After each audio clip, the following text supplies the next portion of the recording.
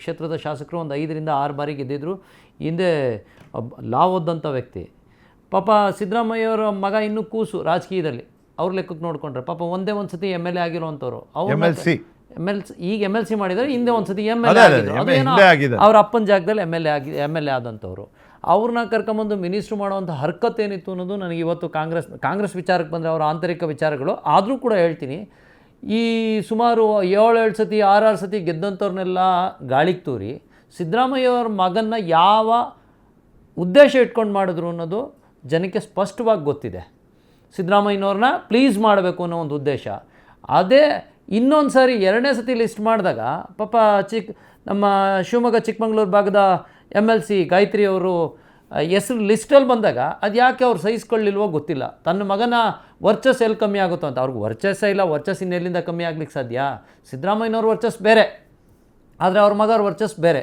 ಹಾಗಾಗಿ ಇಲ್ಲಿ ಏನಾಗ್ತಾಯಿದೆ, ಸರ್ಕಾರ ಕಳೆದ 5 ವರ್ಷದಿಂದ ಟೇಕ್ ಆಫೇ ಆಗಿಲ್ಲ ನನ್ನ ಲೆಕ್ಕಕ್ಕೆ. ಟೇಕ್ ಆಫೇ ಆಗಿಲ್ಲ. ಏನು ಸರಿಯಾಗಿ ಸರ್ಕಾರದಲ್ಲಿ ಏನು ನಡೀತಾನೆ ಇಲ್ಲ. ಮಾತೆತ್ರ ಬರೀ ಹಗರಣಗಳೇ, 1-2 ಬಾಯಿ ಬಿಟ್ಟರೆ ಹಗರಣ. ಈಗ ಬಿಡ್ದಿಗೆ ಬನ್ನಿ, ಕುಮಾರಸ್ವಾಮಿಯವರ ಕನಸಿನ ಕೂಸು ನಿಮ್ದೇನು ರೀ? ನಮ್ಮ ಕನಸಿನ ಕೂಸನ್ನ ನೀವು ಯಾಕ್ರಿ ಸಾಕಕ್ಕೆ ಹೋಗ್ತೀರಿ? ನಿಮ್ದು ಯಾವ ಕೂಸಿಲ್ವಾ? ಕುಮಾರಸ್ವಾಮಿ ಹುಟ್ಟಿದ ಕೂಸಿಗೆ ನೀವು ಕುಲಾವಿ ಹೊಲಿಸ್ಬೇಕಾ? ಎಂಥ ಕರ್ಮ ರೀ ಕಾಂಗ್ರೆಸ್ದು. ಮಾತೆತ್ತರೆ ನಮ್ಮ ಸಂಪೂರ್ಣ ಮೆಜಾರಿಟಿ ಇದೆ, ರಾಷ್ಟ್ರೀಯ ಪಕ್ಷ ಅಂತ ಹೇಳ್ತೀರಿ.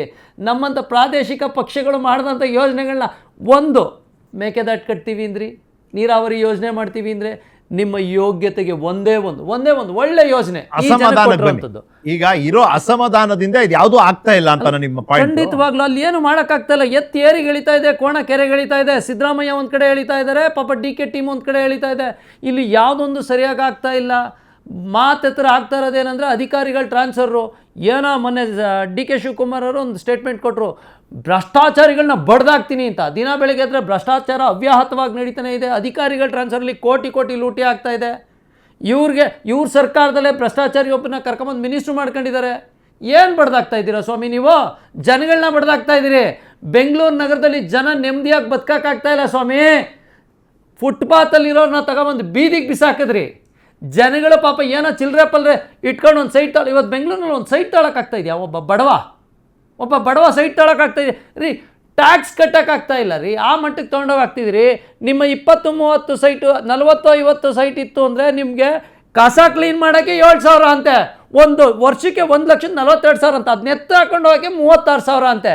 ಕಸ ಬಿದ್ದಿಟ್ಟಾಡ್ತಾ ಐತೆ, ಅದನ್ನು ಮಾಡ್ತಾ ಇಲ್ಲ. ಜನಗಳ ಮೇಲೆ ಭಾರ ವರ್ಷ ಕೊಟ್ಟಿದ್ದೀರಿ. ಅಂದರೆ ನೀವು ಸರ್ಕಾರ ನಡೆಸಕ್ಕೆ ಬಂದಿಲ್ಲ, ಜನಗಳನ್ನ ಚರ್ಮನ ಸುಲಿಯಕ್ಕೆ ಬಂದಿದ್ದೀರಿ.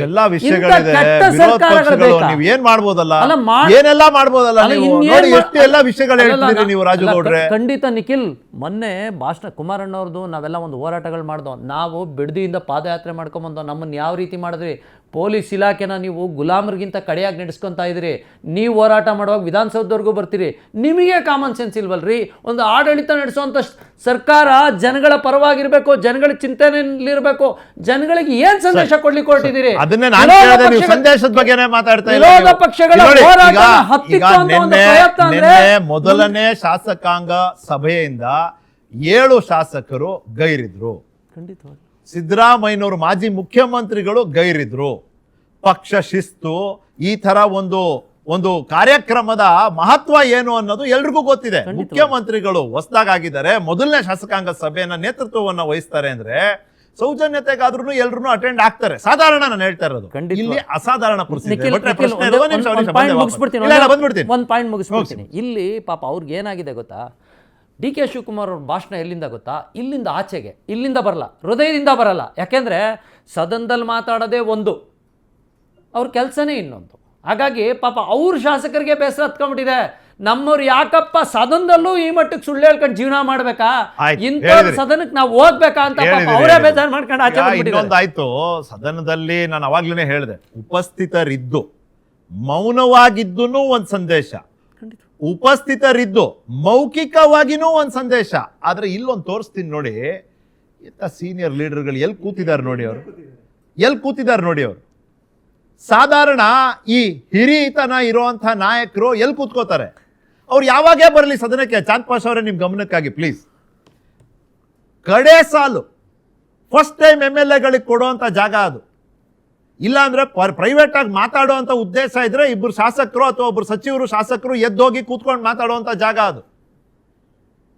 ಕಡೆ ಸಾಲಿನಲ್ಲಿ ನೀವೇ ಹೇಳ್ದಂಗೆ ಇಲ್ಲಿವರೆಗೂ ಮಂತ್ರಿಗಿರಿಯನ್ನ ಅನುಭವಿಸಿದಂಥವ್ರು, ಮಂತ್ರಿಗಳಾಗಿದ್ದಂಥವ್ರು ಅಲ್ಲಿ ಕಡೆ ಸಾಲಿನಲ್ಲಿ ಕೂತಿದ್ದಾರೆ ಅಂದ್ರೆ ಅವ್ರಿಗೆ ಸರ್ಕಾರದ ಪರ ನಿಲ್ಲುವಂತ ಉದ್ದೇಶ ಇದೆಯಾ ಇಲ್ವಾ? ಇದ್ರಲ್ಲಿ ಏನಿದೆ ಸಂದೇಶ?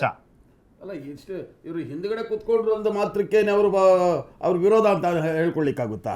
ಆಗಲ್ವಾ? ಅದ್ ಹೇಗೆ ಹೇಳ್ತೀರಿ ಸರ್? ಸರಿ, ಆಯ್ತು, ಮುಂದೆ ನೀವೇ ಹೇಳಿ ಹೆಂಗಲ್ಲ. ಅಲ್ಲ, ಅದೆಲ್ಲ ಅದು ಸುಮ್ಮನೆ ಹೇಳ್ಬಿಡ್ಲಿ. ಈಗ ನಮ್ಮ ಸ್ನೇಹಿತರು ಬಹಳಷ್ಟು ವಿಚಾರಗಳನ್ನ ಹೇಳಿದ್ರು, ಅದು ಸರಿ ಇಲ್ಲ, ಇದು ಸರಿ ಇಲ್ಲ, ಹಾಗೆ ಹೀಗೆ ಅಂತೇಳಿ. ಆಯ್ತು, ನಾನು ಹೇಳ್ತೀನಿ ಕೇಳಿ. ಸರ್ಕಾರ ನಡೀತಾ ಇದೆ. ಸರ್ಕಾರದಲ್ಲಿ ರಾಜ್ಯದ ರೈತರ ಕಷ್ಟ ಸುಖಗಳ ಬಗ್ಗೆನೋ ಜನರ ಬಗ್ಗೆನೋ ಮಾತಾಡ್ರಿ ಅಂತ ಹೇಳಿದ್ರೆ ಮಾತಾಡೋಕೆ ನಿಮ್ಮಲ್ಲಿ ಯಾವುದೇ ಸಬ್ಜೆಕ್ಟ್ ಇಲ್ದಿಲ್ಲ. ಮಾತೆತ್ತಿದ್ರೆ ಸ್ಟ್ರೈಕ್ ಮಾಡ್ತಿದ್ದೀರಿ, ಮಾತೆತ್ತಿದ್ರೆ ಧಿಕ್ಕಾರಗಳು ಕೂಗ್ತೀರಿ. ನಿಮ್ಮಲ್ಲಿ ಯಾವುದೇ ಇಲ್ವಲ್ರಿ. ನೀವು ರೈತರ ಬಗ್ಗೆ ಆಗಲಿ ಈಗ ರಾಜ್ಯದ ಜನರ ಬಗ್ಗೆ ಮಾತಾಡೋಕೆ ನಿಮ್ಮ ಹತ್ರ ಪಾಯಿಂಟ್ ಇಲ್ಲ. ಇಟ್ಕೊಂಡಿದ್ದಾರೆ ಒಂದು ನಾಗೇಂದ್ರ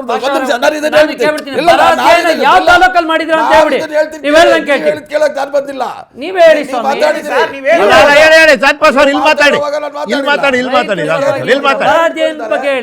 ಇಟ್ಕೊಂಡಿದ್ದಾರೆ? ನಾಗೇಂದ್ರ ಒಬ್ಬರು ಇಟ್ಕೊಂಡಿದ್ದಾರೆ. ನಾಗೇಂದ್ರ ಇಡೀ ಕಲಾಪನೆ ನುಂಗಿದ್ದೆ. ನಿಮ್ದು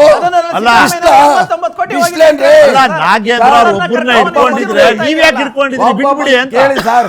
ನಾಗೇಂದ್ರ ಅವ್ರ ಮೇಲೆ ನಾವು SIT ತನಿಖೆ ಕೊಟ್ಟಿದ್ವಿ, ಕ್ಲೀನ್ ಚಿಟ್ ಕೊಟ್ಟರು, ತಗೊಂಡಿದ್ದೀವಿ. ನ್ಯಾಯಾಲಯದಲ್ಲಿ ನಡೀತಾ ಇದೆ. ನಾಳೆ ನ್ಯಾಯಾಲಯ ಆತನ ಆರೋಪಿ ಅಂತ ಅಪರಾಧಿ ಅಲ್ಲ, ಆತ ಅಪರಾಧಿ ಸ್ವಾಮಿ ಅಲ್ಲ. ಈಗ ಈ ಆರ್ಗ್ಯುಮೆಂಟ್ ಏನ್ ಹೇಳ್ತೀರಿ? ಕುಮಾರಸ್ವಾಮಿ ಅವ್ರ ಮೇಲೂ ಆರೋಪ ಇದೆ, ಶೋಭಾ ಕರಂದ್ಲಾಜೆ ಅವ್ರ ಮೇಲೂ ಆರೋಪ ಇದೆ. ಹೋದ್ರೆ ಎಷ್ಟು ಈಗ ರೀಸೆಂಟ್ ಆಗಿ ನಮ್ ದುರಾದೃಷ್ಟ, ಇವ್ರ ಹತ್ರ ದೊಡ್ಡ ವಾಷಿಂಗ್ ಮಿಷಿನ್ ಇದೆ, ಕೊಡ್ತಾರೆ, ನಮ್ಮಲ್ಲಿಲ್ಲ. ಒಂದ್ ನಿಮಿಷ ಕೇಳಿ ಸರ್, ಒಂದ್ ನಿಮಿಷ ನೀವು ಮಾತಾಡುವಾಗ ಮಾತಾಡಿಲ್ಲ, ಒಂದ್ ನಿಮಿಷ ಕೇಳಿ. ಆರೋಪ ಅಲ್ಲ ಇದು, ಆತನ ಅಪರಾಧಿ ಅಂತ ಘೋಷಿಸ್ತಾರೆ, ನಾವು ಒಂದು ಕ್ಷಣ ಇಟ್ಕೊಳ್ಳೋದಿಲ್ಲ ಸರ್. ಒಂದೇ ಎಕ್ಸಾಂಪಲ್ ಕೊಡ್ತೀನಿ. ಒಬ್ಬ ಮಂತ್ರಿ ಸ್ನೇಹಿತ ಮನೆಗೆ ಊಟಕ್ಕೆ ಕರೆದ್ರೆ ಊಟಕ್ಕೆ ಹೋಗ್ಬಿಟ್ಟು ಆತನ ಹೆಂಡತಿ ಮೇಲೆ ಕಣ್ಣಾಕಿ ಮಾಡಿದಂತ ಲೈಂಗಿಕತೆ ಮಾಡಿದ್ದು ಅದು ಯಾರು? ಮತ್ತೆ ನೀವೇನ್ ಸತ್ಯಹರಿಶ್ಚಂದ್ರ ಅಲ್ಲ, ಅವ್ರು ಮಾಡಿದ್ರು ಅಂತ ನೀವು ಮಾಡ್ಬೋದು ಅಂತ ಹೆಂಗೆ? ಇದು ಅರ್ಥ ಆಗ್ತಾ ಇಲ್ಲ ನನಗೆ ವಾದ. ಕಟ್ಟಾ ಸುಬ್ರಹ್ಮಣ್ಯ ನಾಯ್ಡು ಅವ್ರು ಹೋಗ್ಲಿಲ್ವಾ? ಐಟಾಸ್ಕ ಅಲ್ಲ, ಅವ್ರು ಹೋಗ್ಲಿಲ್ವಾ? ಚೆಕ್ ಮೂಲಕ ಲಂಚ ತಗೊಳ್ಳಿಲ್ವೇನ್ರಿ?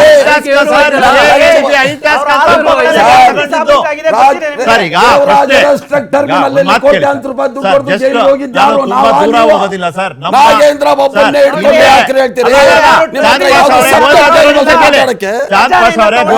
ಒಂದೊಂದು ಸೆಕೆಂಡ್ ಕೇಳಿ ಹೇಳ್ತೀನಿ ನೋಡಿ. ಇದೇ ಸಂಸ್ಥೆ ಕೇಳಿ ಸರ್ ಚಾಂದ್ ಪಾಷಾ ಅವರೇ, ಇದೇ ನಮ್ಮ ಚಾನಲಿನಲ್ಲಿ